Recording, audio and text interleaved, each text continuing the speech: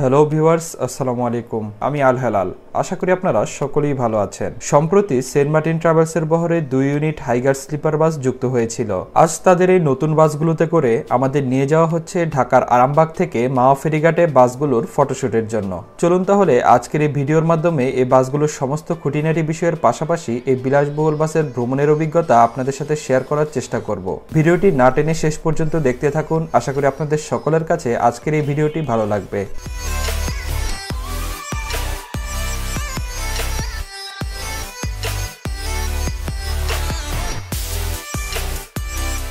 আমার ইউটিউব চ্যানেলের পাশাপাশি আমার একটি ফেসবুক পেজও রয়েছে। ফলো এবং লাইক দিয়ে পাশে থাকার অনুরোধ রইল। এখন আমি আছি ঢাকার আরামবাগ সেন্ট মার্টিন ট্রাভেলসের কাউন্টারে। আমাকে গত কয়েকদিন আগে সেন্ট মার্টিন ট্রাভেলসের পক্ষ থেকে জানানো হয় তারা তাদের নতুন হাইগার মডেলের স্লিপার বাসগুলো নিয়ে মাওয়া ফেরিঘাটে একটি সুন্দর ফটোশুটের আয়োজন করবে।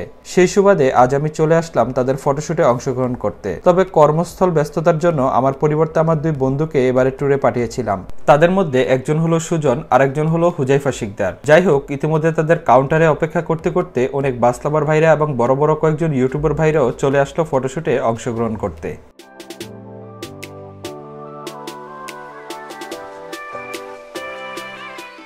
প্রায় 1:45 মিনিটের দিকে আমাদের বাস কাউন্টারের সামনে চলে আসলো। চলুন এখন আমরা বাসে উঠে পড়ি, বাকি কথা যেতে যেতে হবে।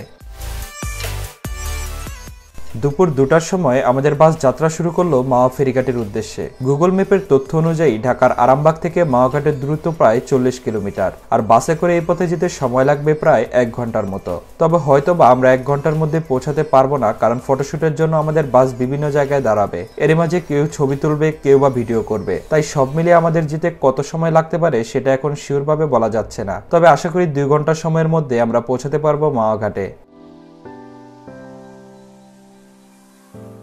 আমরা কিন্তু এতক্ষণে অনেকটা পথ পাড়ি দিয়ে ফেলেছি। আমরা এখন হানিফ ফ্লাইওভারের টোল প্লাজা অতিক্রম করে পোস্তকলা ব্রিজের দিকে এগিয়ে যাচ্ছি।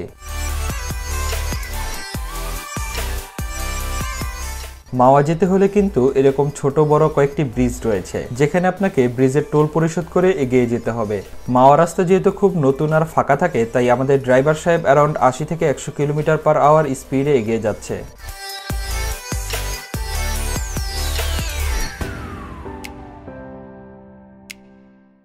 ঢাকার যে কোনো স্থান থেকে যাত্রাবাড়ি পৌঁছে ফুটওভার ব্রিজের দক্ষিণ দিকে পোস্তকলাগ্রামী রাস্তা দিয়ে একটু সামনে গেলেই পেয়ে যাবেন মাওয়া বাস স্ট্যান্ড। আর এখানে আসলেই আপনারা পেয়ে যাবেন মাওয়া যাওয়ার অসংখ্য বাস। যেমন মাওয়া নামটার সাথে যে শব্দটা সবার আগে যায় তা হলো ইলিশ, আর মাওয়া যেতে কিন্তু আপনারা ইলিশের এসি ও নন এসি বাসগুলো পেয়ে যাবেন।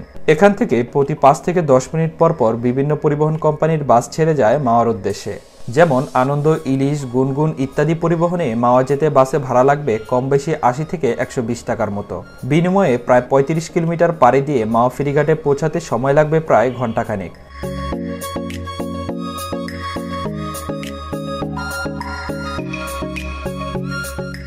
মাওয়া ঘাট যেতে যেতে চলুন এই বাস সম্বন্ধে কিছু বিস্তারিত ইনফরমেশন জেনে নেই।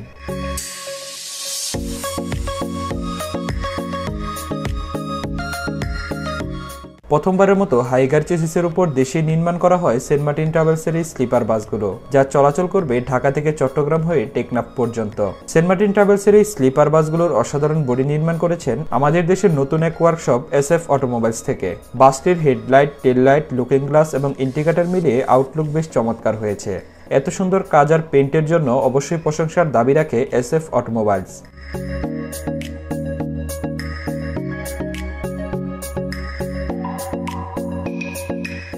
এই বাসগুলোকে দূর থেকে দেখতে অনেকটা ডাবল ডেকার বা হাইডেক বাসের মতোই দেখা যায়। এই স্লিপার বাসগুলোর বডি তৈরি করা হয়েছে হাইগার চেসিসের উপর, আর বাসগুলোর ইঞ্জিন হচ্ছে হিনো P11C। চাইনিজ হাইগার এই বাসগুলো রেয়ার ইঞ্জিনের বাস, অর্থাৎ এই বাসের ইঞ্জিনের পজিশন ঠিক বাসের পিছনের দিকে, যার ফলে বাসের কেবিন নয়েজ অনেকটাই কম বলা যায়। পাশাপাশি বাসগুলোর সাসপেনশনও কিন্তু অনেক ভালো। সর্বোচ্চ 140 কিলোমিটার/আওয়ার স্পিড পাওয়া যাবে এই বাসগুলোতে।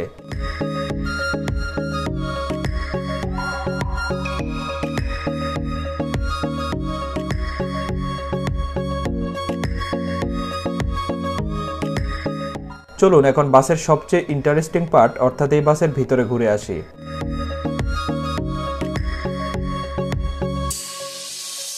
সেন্ট মার্টিন ট্রাভেলসের এই বাসগুলোতে টোটাল স্লিপার বেড রয়েছে আপার বেড এবং লোয়ার বেড মিলিয়ে মোট 30টি, যার এক পাশে রয়েছে 10টি সিঙ্গেল বেড আর অন্য পাশে রয়েছে 10টি ডাবল বেড।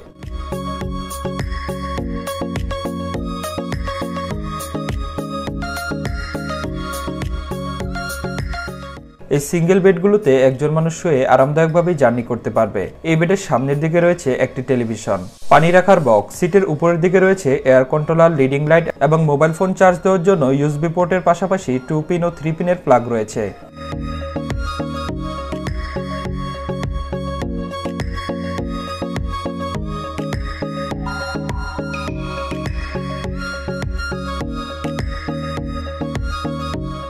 ডাবল বেডগুলোতে দুপাশে যথেষ্ট স্পেস রয়েছে, এতে করে পাশাপাশি দুজন মানুষ শুয়ে কমফোর্টেবল ভাবে জার্নি করতে পারবেন। ভ্রমণকে আরো আরামদায়ক করার জন্য প্রতিটি কেবিনের সাথে রয়েছে বালিশ ও ব্ল্যাঙ্কেটের ব্যবস্থা।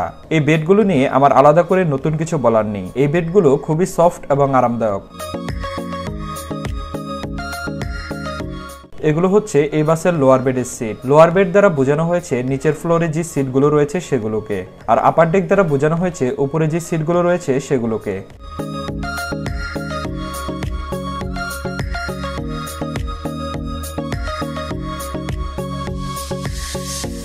আপার ডেক কেবিনগুলোর উপরে ওঠার জন্য কেবিনের সাইডে সিঁড়ির ব্যবস্থা রয়েছে, যার মাধ্যমে আপনারা খুব সহজেই আপার ডেক কেবিনগুলোতে উঠতে পারবেন। পাশাপাশি ফ্রি ওয়াইফাই ও সিসি ক্যামেরা ব্যবস্থা তো থাকছেই, এবং বিনোদনের জন্য প্রতিটি বেডের সামনে একটি করে টেলিভিশন রয়েছে, যা আপনাদের সময় কাটাতে সাহায্য করবে, যেমন নাটক, মুভি, কার্টুন ইত্যাদি দেখে।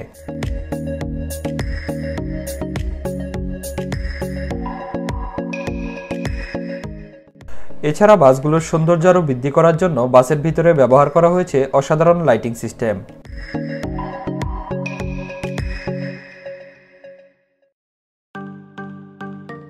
বাসের ভিতরের ইন্টেরিয়র দেখতে দেখতে আমরা চলে এসেছি মাওয়া-ঘাটের কাছাকাছি। আশা করি আর অল্প কিছু সময়ের মধ্যে আমরা বাস থেকে নেমে মাওয়া-ঘাটের আশেপাশের দৃশ্যগুলো আপনাদের দেখাতে পারবো।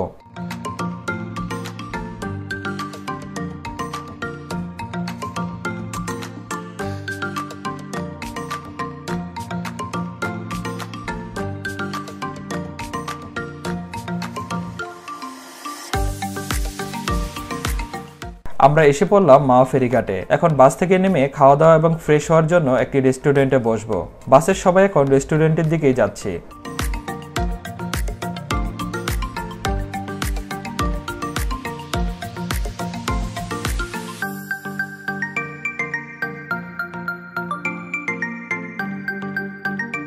মাওয়া ফেরিঘাটে বাস থেকে নামতেই রাস্তার পাশে দেখা যাবে অসংখ্য রেস্টুরেন্ট, যেগুলো ভাতের হোটেল নামেই বেশি পরিচিত।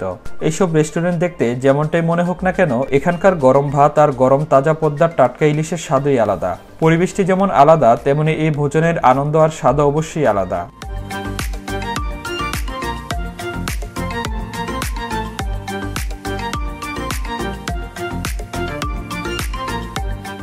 যুগ যুগ ধরে মাওয়া-ঘাটের ইলিশের চাহিদা সর্বত্র। দেশের বিভিন্ন অঞ্চল থেকে এখানে ইলিশ খেতে আসেন ভোজন রসিকরা। এই বিশাল চাহিদা পূরণে মাওয়া-ঘাটের পাড়ে গড়ে উঠেছে ছোট বড় হোটেল, রয়েছে মৌসুমী ফল সহ অন্যান্য পণ্যের বিশাল সমারোহের দোকান। এছাড়াও রয়েছে খন্ড খন্ড মাছের বাজার। এই মাছের বাজারগুলোতে বিক্রি হচ্ছে পদ্মা নদীর তাজা ইলিশ সহ ছোট বড় মাছ।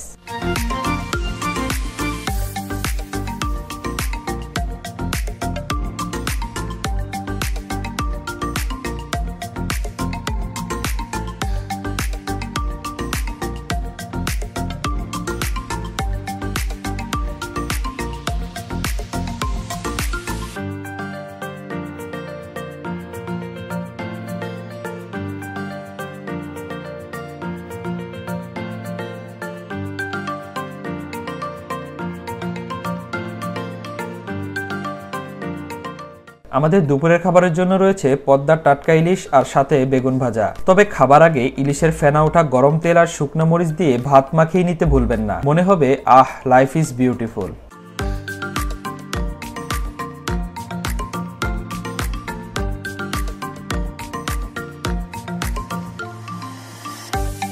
খাবার দাবার শেষ করে আমরা এখন বাসের সামনে গেলাম, বাসের কিছু সুন্দর সুন্দর ছবি কভারেজ করার জন্য। পাশাপাশি যে যার মতো ব্যক্তিগতভাবে এই নতুন বাসটির সাথে নিজেকে ফ্রেম বন্দি করে রেখেছে।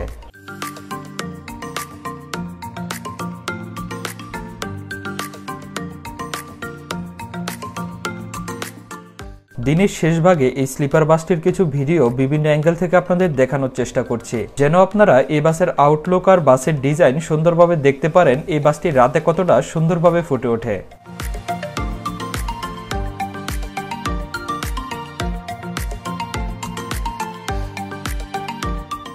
আমাদের আজকের ভ্রমণ শেষে এখন আমরা সবাই আমাদের গন্তব্যস্থলের জন্য বাসে উঠে পড়ব আর যেতে যেতে রাতের মাওয়া রোডের সৌন্দর্য উপভোগ করব।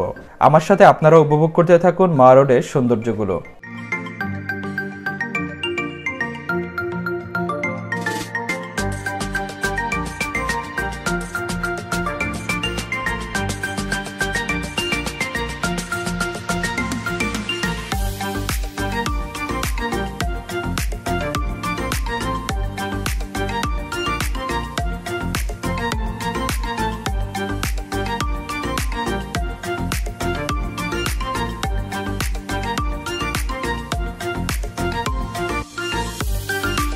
এখন পর্যন্ত আমার এই ভিডিওটি যারা না টেনে দেখছেন তাদের সবাইকে জানাই অনেক অনেক ধন্যবাদ। আশা করি সেন্ট মার্টিন ট্রাভেলসের এই নতুন স্লিপার বাসগুলোতে আপনারা ট্রাভেল করবেন, ভালো সার্ভিস পাবেন এই প্রত্যাশাই রইল।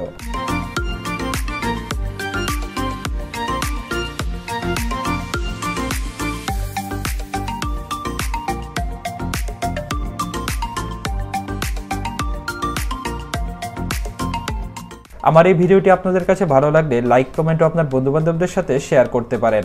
পরবর্তী আমার নতুন ভিডিও দেখার আমন্ত্রণ জানিয়ে বিদায় নিচ্ছি। সবাই ভালো থাকুন, সুস্থ থাকুন, আল্লাহ হাফেজ।